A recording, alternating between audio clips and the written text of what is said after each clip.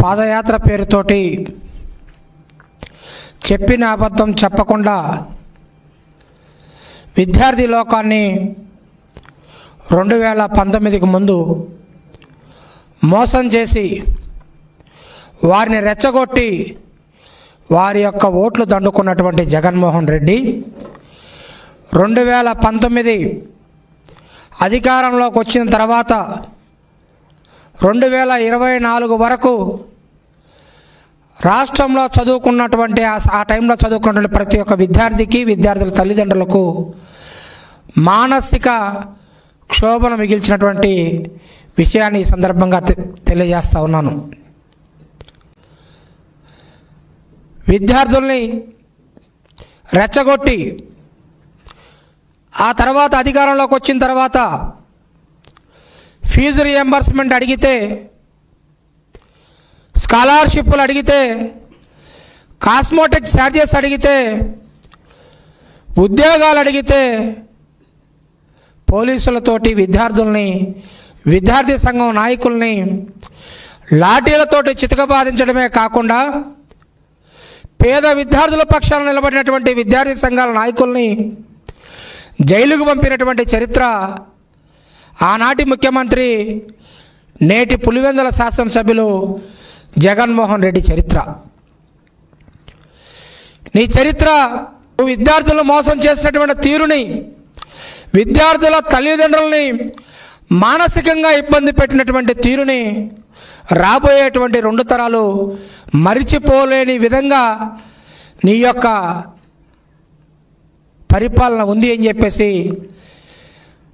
నేటికి కూడా విద్యార్థుల తల్లిదండ్రులు మాట్లాడుకుంటున్నటువంటి సందర్భాన్ని గుర్తు చేస్తూ ఉన్నా.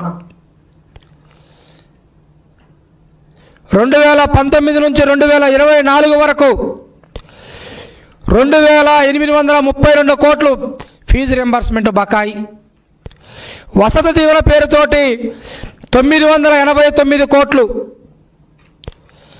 అదేవిధంగా కోడిగుడ్ల బకాయిలు 200 కోట్లు, చిక్కీల బకాయిలు 56 కోట్లు, విద్యార్థులకు బ్యాగులు, విద్యార్థులకు బెల్ట్లు, బూట్లు పేరుతోటి 920 కోట్లు, మొత్తం కలిపితే 5447 కోట్ల రూపాయల బకాయిలు వైఎస్ఆర్సీపీ ప్రభుత్వం, జగన్మోహన్ రెడ్డి ప్రభుత్వం పేద విద్యార్థులకు బకాయిలు పెట్టింది.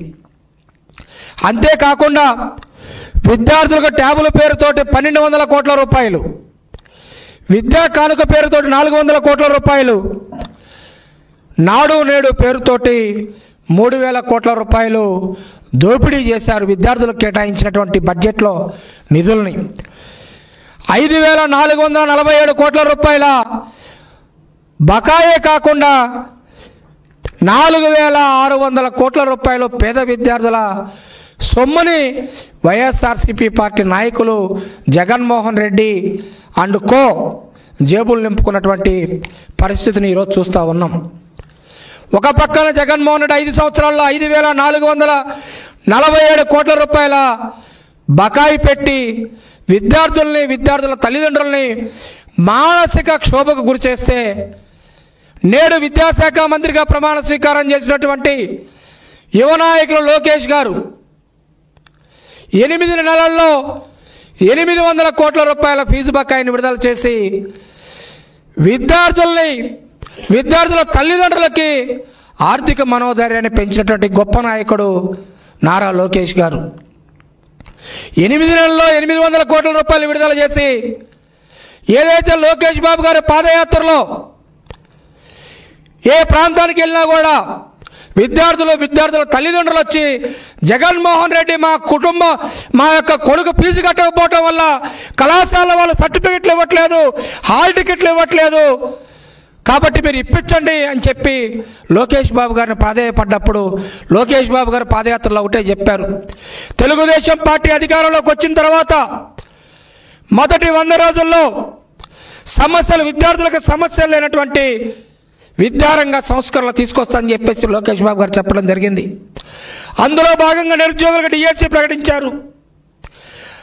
800 కోట్ల రూపాయల విద్యార్థులకి, పేద విద్యార్థులకి బకాయిలను విడుదల చేయడం జరిగింది. అనేక రకాలైనటువంటి విద్యారంగ సంస్కరణలు తీసుకొచ్చి పేద విద్యార్థులకు లోకేష్ బాబు గారు అండగా ఉంటే, ఇంకా బయటికి వెళ్ళి జగన్మోహన్ రెడ్డి గారు ఏ వర్గాన్ని కదిలిచ్చినా కూడా చీపుర్లు తీసుకొని కొట్టేటువంటి పరిస్థితి ఉందని చెప్పేసి, పేడ నీళ్ళు చల్లుతారేమోనని చెప్పి భయపడి ఎక్కడ కూడా ప్రజల్లోకి వెళ్ళలేని పరిస్థితిలో విద్యార్థులను రెచ్చగొడదాం, లేకుంటే తన పార్టీని బతికించుకోవడం కోసం తన పార్టీలో రాజకీయ నిరుద్యోగులుగా ఉన్నటువంటి యువకులను కొంతమందిని రెచ్చగొట్టి కలెక్టరేట్ల ముందు ఫీజు పోరు చేస్తానని చెప్పేసి పదే పదే మాట్లాడుతూ ఉన్నారు. నేను అడుగుతూ ఉన్నా జగన్మోహన్ రెడ్డిని, నీవు అధికారంలో ఉండగా 2022లో శ్రీకాకుళం జిల్లాలో 1 టౌన్ పోలీస్ స్టేషన్ ముందు ఫీజు రియంబర్స్మెంట్ రాలేదని చెప్పేసి ఒక విద్యార్థిని ఆత్మహత్య చేసుకున్న సంఘటనని గుర్తు చేస్తా ఉన్నా. ఇది నిజమా కాదా అని చెప్పేసి అడుగుతా ఉన్నా జగన్మోహన్ రెడ్డిని. 30 మంది విద్యార్థుల ఫీజు రియంబర్స్మెంట్ విడుదల చేయకపోతే 30 మంది విద్యార్థులు కళాశాల ముందు ధర్నా చేస్తే యాజమాన్యం సస్పెండ్ చేసిన విషయం నిజమా కాదా అని అడుగుతా ఉన్నా జగన్మోహన్ రెడ్డిని. నీ ఇష్టం వచ్చిన వారికి కమిషన్ల రూపంలో దండుకోవడం కోసం కాంట్రాక్టులకు బిల్లులు కొట్టావు, కానీ పేద విద్యార్థులకి నువ్వు మాత్రం 5,447 కోట్ల రూపాయల బకాయిలు పెట్టిన మాట వాస్తవా కాదా అని చెప్పేసి అడుగుతా ఉన్నా. రేపో మాపో కొంతమంది నకిలీ విద్యార్థులను రాజకీయ నిరుద్యోగులతోటో నువ్వు కలెక్టరేట్లకు వెళ్తానని చెప్పేసి మాట్లాడుతూ ఉన్నావు. కలెక్టరేట్ల దగ్గరికి వెళ్ళేటువంటి రాజకీయ నిరుద్యోగులకు కానీ నకిలీ విద్యార్థులకు కానీ నేను ఒకటే విజ్ఞప్తి చేస్తూ ఉన్నాను, మీరు చేయాల్సింది కలెక్టరేట్ల ముందు కాదు, జగన్మోహన్ రెడ్డి యలహంక ప్యాలెస్ ముందు ధర్నా చేయండి, లోటస్ పాండ్ ముందు ధర్నా చేయండి, తాడేపల్లి ప్యాలెస్ ముందు ధర్నా చేయండి. 5 సంవత్సరాలు అధికారం ఇస్తే ఎందుకు మా ఫీజు రియంబర్స్మెంట్ బకాయి పెట్టావని చెప్పి. లేదంటే కలెక్టరేట్ల ముందు కాకుండా కలెక్టరేట్లోకి వెళ్ళి కలెక్టర్ని అడగండి, లోకేష్ బాబు గారు 8 రోజుల క్రితం 800 కోట్లు ఇచ్చారు కదా, ఏ కాలేజీలకు వెళ్ళాయని చెప్పేసి వాస్తవాలు తెలుస్తాయి. అంతేకాని అర్థం పర్థం లేకుండా ఎవరిని కదిలిచ్చినా కూడా ఎవరి నుంచి స్పందన రాదు కాబట్టి అమాయకులైనటువంటి విద్యార్థులను, విజ్ఞులైనటువంటి తల్లిదండ్రులను మభ్యపెట్టి మరలా కూడా మరొకసారి రాష్ట్రంలో శాంతి భద్రతకు విఘాతం కలిగించాలని చూస్తే మాత్రం తెలుగుదేశం పార్టీ, కూటమి ప్రభుత్వం చూస్తూ ఊరుకోదని చెప్పేసి జగన్మోహన్ రెడ్డికి హెచ్చరిస్తూ ఈరోజు కూడా ఒకటే బహిరంగ సవాలు విసురుతూ ఉన్నాం. మీరు పెట్టినటువంటి బకాయిల మీద లోకేష్ బాబు గారు నేడు విడుదల చేస్తున్నటువంటి బకాయిల పైన మీరు స్థలం చెప్పండి, టైం చెప్పండి, డేట్ చెప్పండి. తెలుగుదేశం పార్టీ ఎన్ని బకాయిలు విడుదల చేసింది, ఎన్ని విద్యారంగ సంస్కరణలు తీసుకొచ్చింది, ఎన్ని మేనేజ్మెంట్లతో మాట్లాడి 10 లక్షల మంది విద్యార్థులకు పైగా ఫీజు బకాయిలు ఉంటే కళాశాల యాజమాన్యాలు సర్టిఫికెట్లు అయిపోతూ ఉంటే లోకేష్ బాబు గారు మాట్లాడి సర్టిఫికెట్లు ఇప్పించి వాళ్ళకు ఒక మానసిక ధైర్యాన్ని కల్పించారు. అవన్నీ ఆలోచించకుండా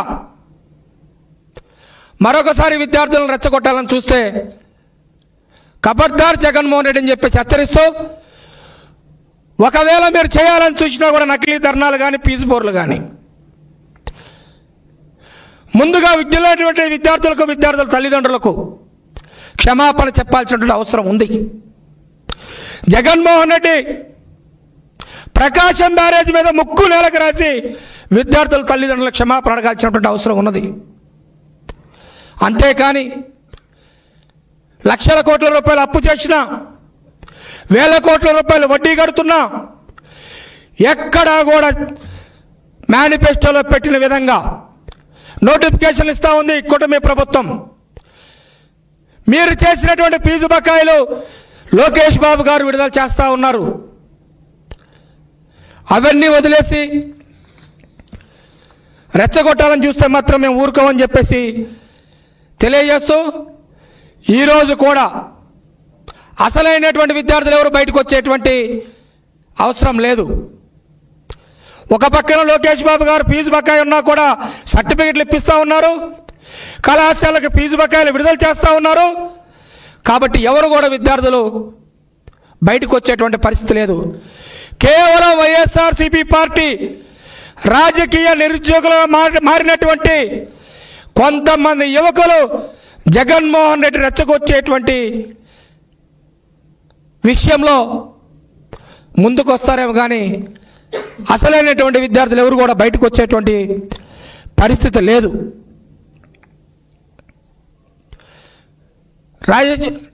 ఏదైతే జగన్మోహన్ రెడ్డి ఉన్నారో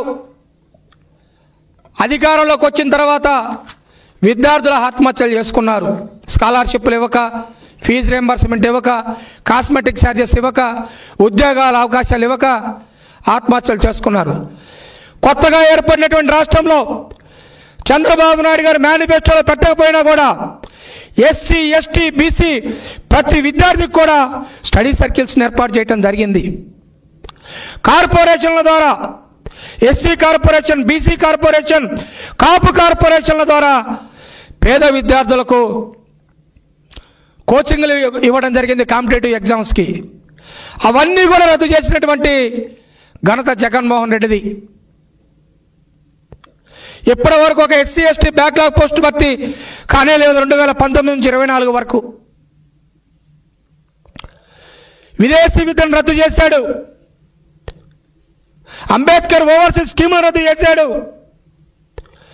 ఎన్టీఆర్ ఓవర్సీస్ స్కీమును రద్దు చేశారు. ఒక పక్కన విద్యార్థి లోకానికి క్షమాపణలు చెప్పాల్సింది పోయి, విద్యార్థుల తల్లిదండ్రులకు క్షమాపణ చెప్పాల్సింది పోయి, విద్యార్థులను రెచ్చగొడతానంటే చూస్తూ ఊరుకోవడానికి మేము సిద్ధంగా లేం. మీకు చిత్తశుద్ధి ఉంటే విద్యార్థి సమస్యల పైన, విద్యారంగం మీద చిత్తశుద్ధి ఉంటే, ఎవరైతే పోస్టర్లు విడుదల చేస్తా ఉన్నారో ఫీజు పేరిట మీరు టైం చెప్పండి, స్థలం చెప్పండి, డేట్ చెప్పండి. మీరు చేసినటువంటి అన్యాయం, అక్రమాలు, మోసాలు, విద్యారంగాన్ని అధోగతి పాలు చేసినటువంటి విధానం గురించి చర్చించడానికి మేము సిద్ధంగా ఉన్నాం. ఎన్నికల మేనిఫెస్టోలో పెట్టినటువంటి ప్రతి ఒక్క హామీ కూడా నేటికి కట్టుబడి ఉన్నాం. సమస్యలు లేనటువంటి విద్యారంగాన్ని అంతర్జాతీయ స్థాయి ప్రమాణాలతో ముందుకు తీసుకుపోవడం కోసం లోకేష్ బాబు గారు ప్రతి నిమిషం, ప్రతిరోజు, ప్రతి గంట ఆర్నిసలు కష్టపడతా ఉంటే దాన్ని చూసి తట్టుకోలేక ఈ రోజున ఫీజు పోరు డ్రామాలు ఆడుతూ ఉన్నారు. కాబట్టి మరలా ఒకటే హెచ్చరిస్తూ ఉన్నాం, మీకు చిత్తశుద్ధి ఉంటే చర్చకు రండి. అంతేగాని అమాయకులైనటువంటి విద్యార్థుల్ని, వారి తల్లిదండ్రుల్ని అబద్ధాలు చెప్పి వారి యొక్క భవిష్యత్తును నాశనం చేస్తా అంటే మాత్రం చూస్తూ ఊరుకోమని చెప్పేసి వైఎస్ఆర్సీపీ పార్టీ నాయకుల్ని హెచ్చరిస్తూ ఉన్నాం.